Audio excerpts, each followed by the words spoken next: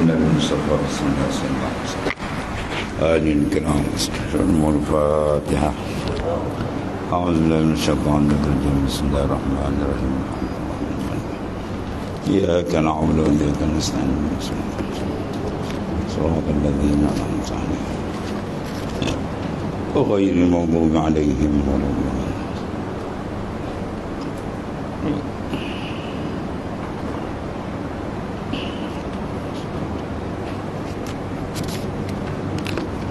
ولا حول. 40. Baik apa?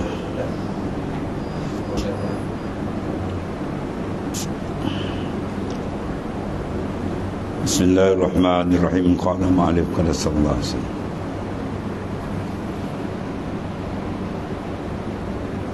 Silap kitab. Ini kitab.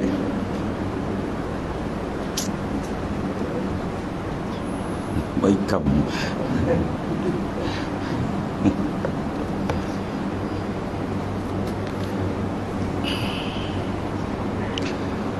Bismillahirrahmanirrahim. Qala ma'alif qala sallallahu sirrah. Wa kadzalika man fatahu kasratus siyam wal qiyam wa ay yusghira nafsahu bis salati was salamu ala rasulillah sallallahu alaihi wasallam fa innaka law fa'alta fi jami'i umurika kullaha ta'atan summa sallallahu alaika salatan wahidatan la rajahat tilka salatu al-wahidah ala kulli ma amiltahu fi umrika kulli min jami'i ta'at. Masya-Allah. Begitu jugalah orang yang banyak meninggalkan puasa dan salat. Sama ada ditinggal terus memang dia tak buat, atau dibuat supaya tak buat. Ya, itu maknanya. Tak sampai pada taraf yang dikendaki. Dan hendaklah ia menyebutkan dirinya dengan salawat dan salam ke atas Rasulullah SAW. Dan sesungguhnya apabila engkau melakukan semua jenis ketaatan sepanjang umurmu, kemudian Allah Subhanahu Wa Taala berselawat ke atasmu dengan sekali selawat dia, pasti satu selawat Allah Ta'ala mengenai segala amalan yang telah engkau lakukan sepanjang umur. Faham tak?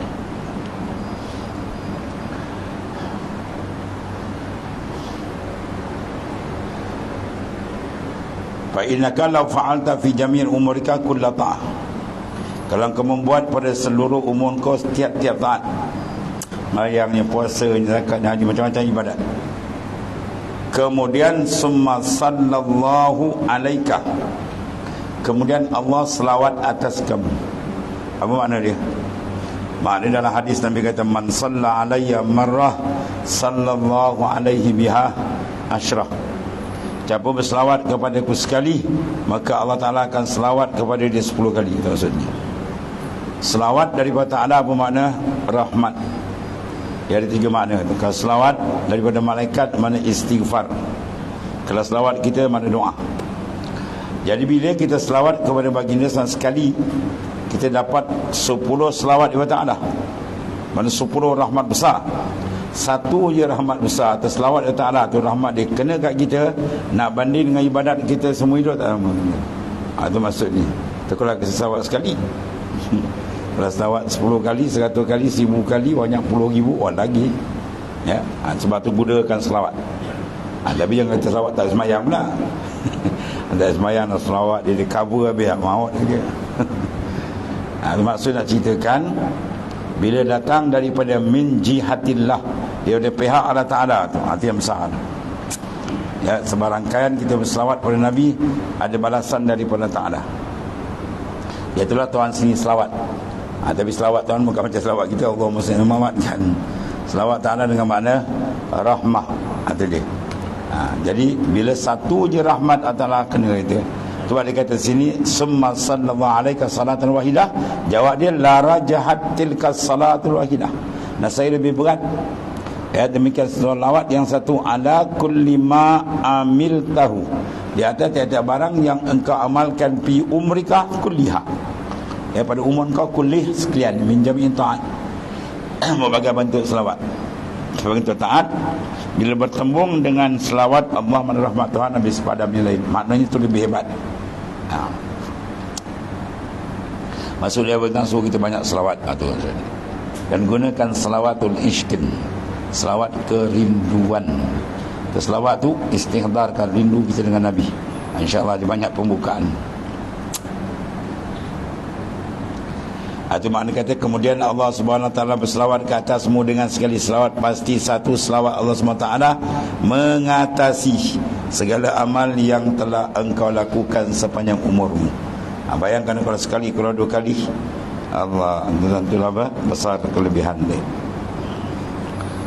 Jadi banyakkan selawat, itu maksudnya. Kemudian li'annaka tusalli ala qadri wus'ika ala yusalli ala hasabi rububiyyati. Hadza idza kanat as-salah wahidah, fa kaifa idza shalla 'alaika 'ashra bi kulli salatin tusalliha ala habibih Muhammadin sayyidina Muhammadin sallallahu alaihi wasallam kama jaa fil hadis sahih. Kerana engkau berselawat mengikut kadar kelapanganmu, sedangkan Allah SWT berselawat mengikut kebesaran rububiyah, ketuhanan dia. Ini jika satu selawat, ya, kalau satu selawat saja, banding ke kalau banyak. Bagaimana pula kalau Allah SWT berselawat sebanyak 10 kali? Dengan sebab kita selawat sekali saja. Man salla alayya marrah, siapa berselawat kepadaku, kata Nabi SAW, sekali je, sallallahu alaihi, maka Allah selawat atas dia biha asyrah, dengan sebab sekali selawat tadi asyrah, 10 selawat dari Allah didapat. Kalau satu pun dia tak nak lawan, kalau 10 kalau dia selawat, Masya Allah, ya, sebab kena banyakkan selawat. Jalan-jalan tarikat sufiah, selawat adalah satu benda yang paling besar di antara zikir, ya, sebab di konteks rohani kita dengan Rasulullah sallallahu alaihi wasallam.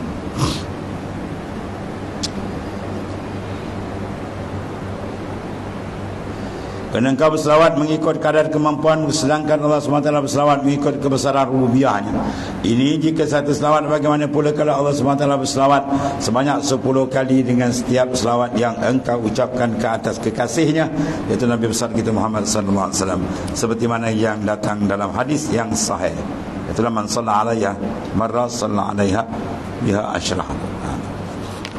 Habis. Kemudian fama ahsanal aish iza ata'ta Allah fihi bi zikrillah ta'ala awis salah ala rasulillah sallallahu alaihi wasallam. Fama ahsan, ya, mana alangkah indahnya kehidupan ini apabila engkau mentaati Allah Subhanahu wa taala. Mana mentaati Allah Ta'ala itulah keindahan kehidupan. Bagaimana kalau tidak ada mentaati perintah Tuhan, hidup dia tidak indah, ya, mana huduh. Karena siapa tidak mentaati perintah Tuhan, maka kehidupan dia adalah huduh. Walaupun pada saya nampak dia kaya raya, sebenarnya tak ada arti macam. Sekadar nak semayang, senang makan pakai, orang kafir lagi banyak senang pada kita. Soros lagi kaya, bukan nilaian dia. Jadi alangkah indahnya kehidupan, mana hebat kehidupan apabila engkau mentaati Allah SWT. Tunaikan apa yang dituntut, tinggal apa yang dilarang. Dalam kehidupan ini, dengan berzikir kepada Allah Ta'ala dan atau berselawat ke atas Rasulullah SAW. Ada persoalan kata kalau kita selawat, habis kita tak zikir. Selawat tu zikir rendah. Kita selawat, kita sebut nama Allah tak? Sebut Allahumma. Dan kita sebut nama Allah dalam bentuk memohon kepada Allah agar diberikan kepada baginda SAW lagi besar. Ya. Dan gunakan cara khitab lagi baik. Ya, cara khitab. Kalau Allahumma salli ala Sayyidina Muhammad, dengan kita gunakan sallallahu alaika wa sallama ya Rasulullah terlebih besar. Sallallahu alaika. Alaika mana Nabi depan tu. Alaika atas engkau. Ya. Ke mana? Dia guna qab lil mukhatab. Pada sembahyang pun dia guna lepas tu Allahumma salli ala. Ya. Assalamu alayka ayuhan nabi, guna qab lil khitab. Dan gunakan lafaz selawat Allah. Berbeza dengan selawat kita. Ya. Wa usallimu wa usalli wa usallimu ala nabiyil karim. Dengan sallallahu alaika wa sallama ya Rasulullah wa nabisaha. Besar lagi sallallahu alaika. Ya, telah berselawat Allah Ta'ala atas engkau ya Rasulullah alaika. Dengan usalli wa usallimu, aku berselawat dan aku mengucap salam kepada Nabi. Oh, jauh beza daripada kita. Yang ini dari Allah Ta'ala lagi besar. Itu maksudnya. Kemudian kita guna khitab ka, ya, itu lagi besar. Itu cara lebih hebat lah.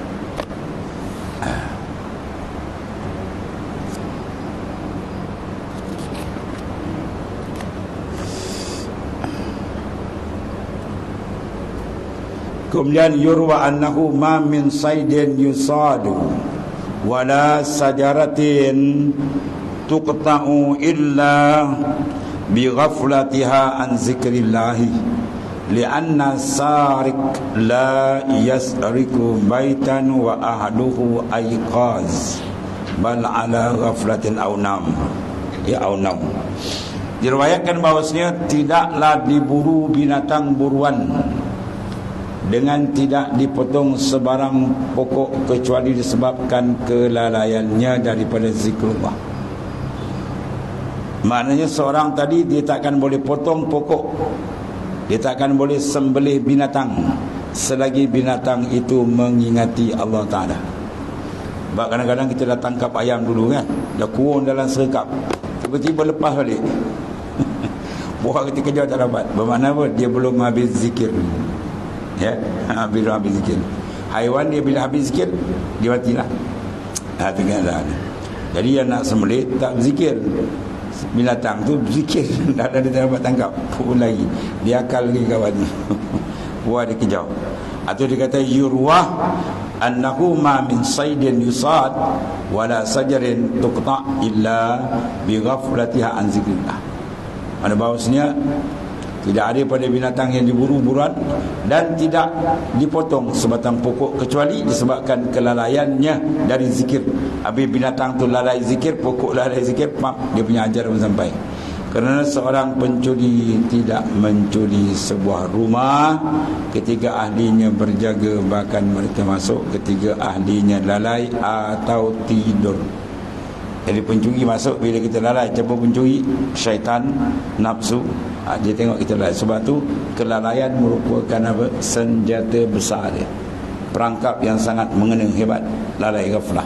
Lawan dia apa? Hudur, hadir qalbi kita kepada Ta'ala. Berapa lama nak hadir? Full time. Setiap nafas kita dengan dia. Ya, jangan kata berapa nak zikir-zikir, itu peringkat awal. Peringkat sebenarnya kita jangan putus. Fi kulli lamhatin wa nafasin. Tiap-tiap kelipan mata dan nafas kita ma Allah. Hati kita sentiasa dengan dia. Ya, jasad dengan orang tak apa. Ya, jasad kita bekerja apa tu pergilah. Jadi nak dalam tu. Ya, sampai jasad kita dengan orang, qalbi kita dengan Allah. Itu lagi tinggi. Ya, abdanuhum ma'al khalaiq wa qulubuhum ma Allah. Jasad mereka bersama makhluk, hati mereka dengan Tuhan. Ini lagi tinggi. Ya. Orang pun tak perasan, kita buat kerja dah biasa bercakap, buat kerja. Di dalam jalan atau perlu latihan. Dalam syaban dia ada suluk, ada cara dia supaya kita dapat tamkinkan tiap-tiap lataif makam qalbi kita tu, makam sirrukan roh dan seterusnya, supaya dia sentiasa maknanya tidak ada kelalaian. Sebab kelalaian ni benda yang besar. Ya. Dia punya bahaya. Kemudian man alima qurba rahilihi minal biladi asra'a fi taksiri zat. Wa man alima anna ihsana ghairihi la yanfa'uhu jadda bi ihsan wa ma kharaja wa lam yahsub khasira wa lam yadri. Wa man wakkala wakilan wa tala ala khiyanatihi azalahu. Dan siapa yang mengetahui hampirnya waktu untuk meninggalkan sebuah negeri, dia hampir nak berpindah minal bilad, daripada negeri, apa dia buat? Pasti dia bersegera untuk mencari bekalan. Ya, dia nak pindah ni dah siap, nak pindah barang semua dah siap, bekal-bekal semua dah siap. Itulah maksud kita makin dekat untuk berpindah ke alam sana. Dia nak, dia tak nak, dia buat lupa jalan tu, dia masih di jalan. Ya, iza jaa ajalukum la yastakhiruna sa'atan wa la yastaqdimun. Bila sampai ajal kita akan lewat setempat dan tak akan cepat, tepat diangkat ni. Jadi belum sampai kejutan perpisahan roh dengan jasad, dan benda semakin hari semakin hampir, semakin dekat. Kullu atin qarib. Jadi barang siapa yang mengetahui hampirnya ya rahilihi minal bilad, mana dia nak tinggalkan sebuah negeri atau nak pindah rumah, pasti dia bersegera untuk mencari bekalan persiapan. Bahkan dia nak pergi apa, haji, nak pergi umrah pun kau siap lagi kan, dengan beg apa semua dah siap, sebab dia nak berpindah, dia nak bermusafir. Maka musafir kita ke akhirat lebih besar, tak balik lagi dari dunia ni. Ya, bekalan kita banyak tu lah. Sana bukan tempat amal, di sana yaumul jaza, hari pembalasan. Nak buat, nak repair kat sini tempat ni. Sebab tu kita kena fokus betul-betul dan bersungguh supaya kita berbekal sana bisa cukup. Kita atas dunia tuan-tuan hidup 80 tahun, 90 tahun dan 100 tahun. Kalau ada, tak ada, kalau tak ada, jarang lah kan. Baik, kita nak handle bagi selesa sikit macam mana? Ya, kita parah kepala otak kita. Kadang sampai rambut bulu, ya, keringat kita, kaki tangan, mungkin usaha macam-macam nak bagi sedikit selesa atas dunia yang sementara. Hanya 80 tahun dan 100 tahun, lepas tu balik. Yang sana bukan juta, milion tahun, selama-lama. Agak-agak cukup dengan bekal kita bawa. Itu masalah, ya. Agak-agak cukup tak? Maka oleh kerana itu jalan paling penting cari keredaan Allah. Dan reda Tuhan tu ada di mana? Dalam mentaati perintahan. Ya, kita taat betul-betul, minta reda dari Tuhan. InsyaAllah dapat bantuan Tuhan, selamat esok. Jadi pesanan di sini, apabila masa hampir kita nak beribtihal, nak berpindah, pasti segerakan mencari bekal. Dan siapa yang mengetahui kebaikan orang lain tidak memberi manfaat baginya. Orang tu buat ibadat untuk dia, kita pergi kat kita, pasti dia akan bersungguh-sungguh untuk melakukan kebaikan sebagai bekalan. Ya, dia tak lihat tumpang-tumpang mana. Dan siapa yang keluar bermusafir sedangkan dia tidak membuat perkiraan, pasti dia akan kerugian dalam tidak sedar. Ya, orang musafir, dan kita musafir ilal akhirah, berjalan, sedangkan dia tidak membuat perkiraan, dia tidak ada muhasabah. Ya, perjalanan jauh ni apa bukan nak bawa, yang kita buat tuan terima ke tidak, bersih, semua tu kena cek balik supaya dia jangan sangkut tengah jalan. Ni musafir jauh daripada utara ke selatan, kereta tak sebis dan kan tak sampai sebuah jalan ni, dia ke tepi orang. Kena panggil towing belakang. Kacau je. Jadi kena sebis, senasa pantau. Sebab tu kenderaan bila kita sebis, ganti minyak hitam, ganti semua cantik semua, dia berjalan pun cantik lancar. Ya, ini enjin dah berbulan tak ganti. Minyak hitam dah betul-betul hitam macam kuah sotong.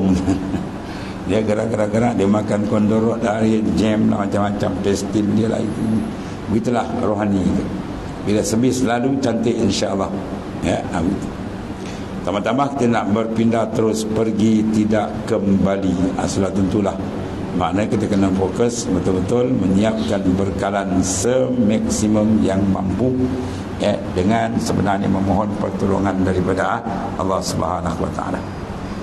Pakazalika nafsak. Pakazalika nafsuka. Gitu. Dan demikian nafsu engkau qadid talaqta ala khiyanatika fa'zilha wa dayyiq 'alaiha al-masalik. Maka demikianlah nafsu engkau, sesungguhnya engkau telah menyaksikan pengkhianatan. Qadid talaqta, sesungguhnya ittalaqta, kau dah itilak, dah tengok dah ala khiyanatiha, nafsunya punya khianat, jahat dengan kita. Kita nak buat ibadat Tuhan diganggu, kita nak buat betul pula diganggu, jadi tak betul, didatangkan macam pujukan, bisikan malah itu. Jahat dia ni, musuh paling jahat nafsu dah dekat kita ni. Oleh itu hendaklah engkau tinggalkan dia dan sempitkan jalan-jalan ke atas. Kita blok, kita panggil riadah, kita berlawan. Ya, kurangkan kendak dia. Nafsu an-nafsu katif. Nafsu macam budak-budak. Macam kalau kita bawa budak kita pergi apa? Supermarket, habis. Dia nak tak dapat, dia bergolek kau. Dan dapat pak maduli lah juga ni. Ada macam cepat. Kalau tidak kan dia menjerit, dia memalu. Nafsu dia tu, dia nak tu dia tekan, nak dia kata habis lah. Ya, kita tak pantau betul-betul, buat. Sebab tu kita didik dia biar dia jadi cantik, makin cantik. Ya, itu dia. Maka cara didik dia pun dua. Kurangkan kendak dia, kemudian beratkan atas belakang. Kalau nafsu tu dibesarkan macam himar yang liar, kita letakkan atas belakang dia banyak muatan. Jadi jalan slow. Makan pula jangan lebih, sekadar cukup je. InsyaAllah dia akan. Itu jaga zahid. Kalau cara rohani dia pula, la yurkan nafsu illa bi khaufin muzin aw syakun. Kamu tak akan dapat mengeluarkan dan menawan nafsu melainkan dengan dua sifat rohani kena dia. Ya, rindu yang cukup kuat dengan Allah dan gurun yang menggegarkan kalbi kita. Dua ni dia, insya-Allah. Nafsu akan tunduk. Tapi kalau rindu tak kuat, dia akal kita. Nak bangun malam berpusing. Lailun tawil, malam dah lagi. Baru pukul 3, baru 4, dia tak perasan. Berapa banyak wali atas muka bumi yang tak tidur tu setiap malam. Kita tengah tidur, mereka berlazat dengan Tuhan. Malu itu kan. Sebab tu kalau kita buka je mata, ingat apa? Ni masa sekarang yang kita buka mata ni, orang sedang mengalirkan air mata dengan Tuhan, sedang berlazat dengan Tuhan. Kita nak tarik selimut pun malu. Ya, jangan pandang sebalik. Tengok, oh ni banyak tidur lagi orang ni. Tok Bilal pun tak sampai ke masjid, baru pukul 4 misalnya. Habislah. Syaitan buat tiup kat telinga kita, lailun tawil, lailun tawil.